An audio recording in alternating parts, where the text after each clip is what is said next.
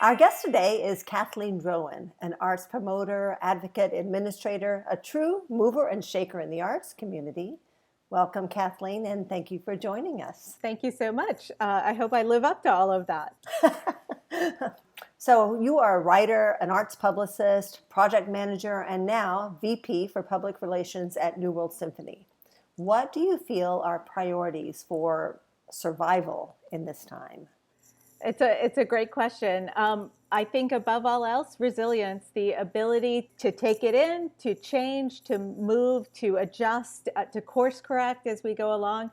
We are all creatures of habits. As human beings, we're all creatures of habit. And it is hard to change course, even for the most creative and the most innovative of us. But this is a time where that skill, above all else, is what is going to help us move forward. Nobody predicted the world that we're in right now, but it has actually been so heartwarming, so inspiring to see how creative some organizations have been. It's exciting to see what we can do. I work for an orchestra. I cannot wait until we can gather again in a concert hall to hear a huge piece of music being played by 100 people. But until then, there's so many ways to experience art and to experience music and to create art and music. So it's exciting to watch what's happening. Hang in there, be resilient. I know, it's a challenging time, I think, for everybody. You are at the New World Center, Frank Gehry's beautiful New World Center, but the facility was really built mostly for music. Though I know that you've done many, many projects with arts, with dance for sure, with Rosie Herrera, dance films on the wall outside in Screen Dance Miami. Can you speak a little bit about this structure and its place in the arts overall? Frank Gehry has built a number of concert halls around the world. He's a lover of classical music and the arts. He also was the babysitter of our artistic director and founder. So in a very coincidental, small world, kismet kind of way, when the New World Symphony was at the point of needing a home, Michael Tilson Thomas said, "Oh, I could call my babysitter," and he did. Are you kidding? He was really his babysitter? He really was. Oh, I had no idea. Yeah. How great is that? Oh my goodness gracious. What a babysitter. Wow. Right?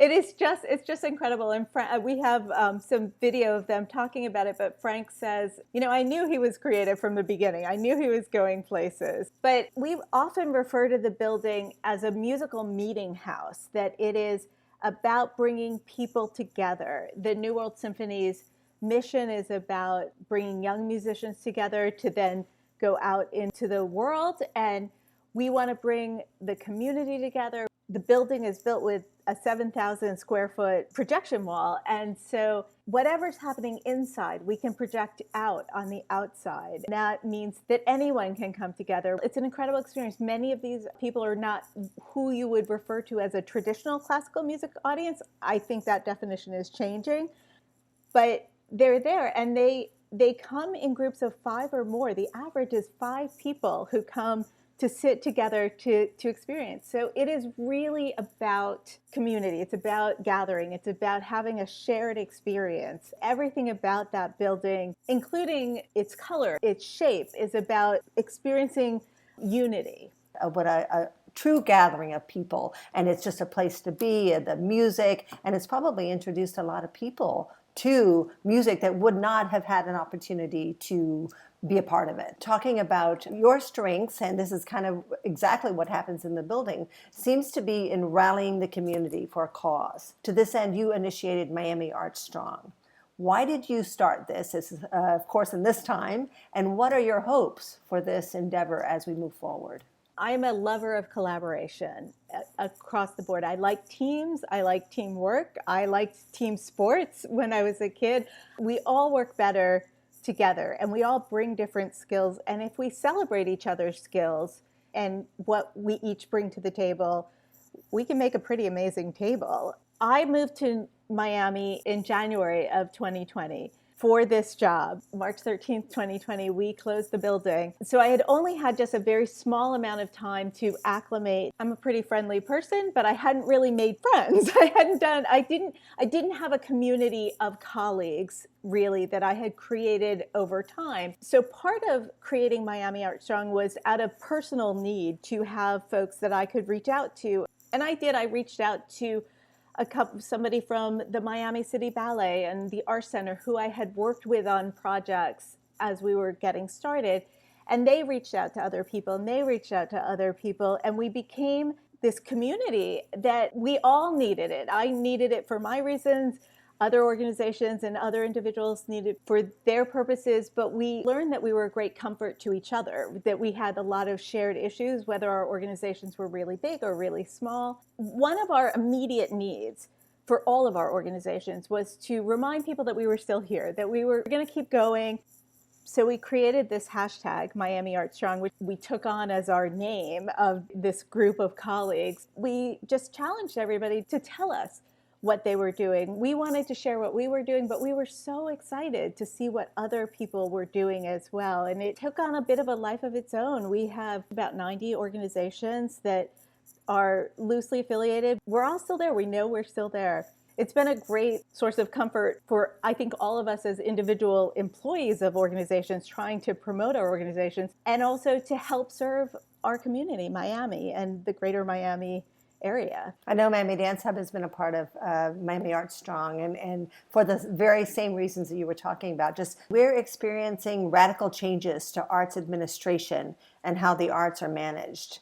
What changes do you think we should implement and why? You know, it's so hard to know. The world keeps changing so quickly around us. We have to be responsive to our times. For each of our organizations, that's a little bit different. I think one of the things that 2020 has taught us is the need for more inclusion, the need to broaden our horizons of what we think our traditional audience or who we serve and how we serve people. I think it's going to be increasingly important to make sure that we're open to all cultures, all communities, and really reach out as much as we can as artists and as arts organizations. I once heard somebody say that the one thing that is distributed evenly across all communities is talent. As a classical music organization, traditionally we haven't seen that reflected in the music that we put out and who is necessarily on stage. It is important for us to look beyond our traditional doors and really reach out. I think that's going to be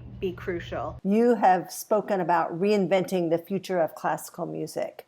What does that mean for you, and how can other arts organizations learn from these words? The future of classical music, the future of all art forms, is going to be informed by the future, by young people. I think that it's going to be really important to continue dialogue and collaboration, and we can share our wisdom with a next generation, but the next generation of artists are sharing their wisdom with us, and we have to be open to hearing it, to learning it, to embracing it. We have a highly technical society that's emerging.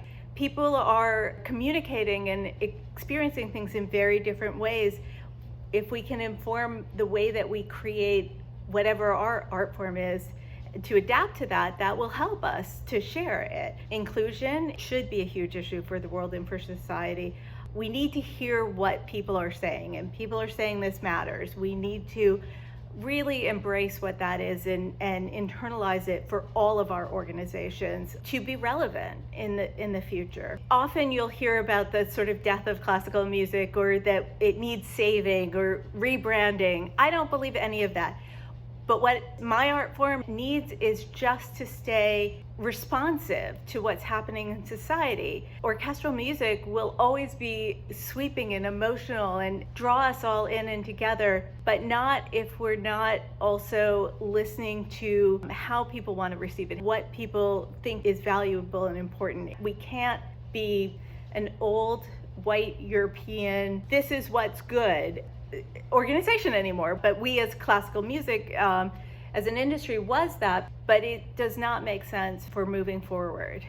Everyone talks about being relevant and staying relevant, but I love the word that you chose to use. You said responsive. And I think that shows that you're listening rather than just trying to keep up with whatever's trending. And I'm a big lover of puns, so you want to be responsive instead of tone deaf in the classical music industry. Kathleen, thank you. You're such a beautiful speaker. It's been so great to hear your thoughts on things. Thank you so much. This was such a joy to be a part of. I have to say that I'm just so inspired by Miami and by the Miami art scene. There's so much going on that's so exciting. I think Miami is very fortunate to have you as part of this community. It's great to have you here. You've got a super energy.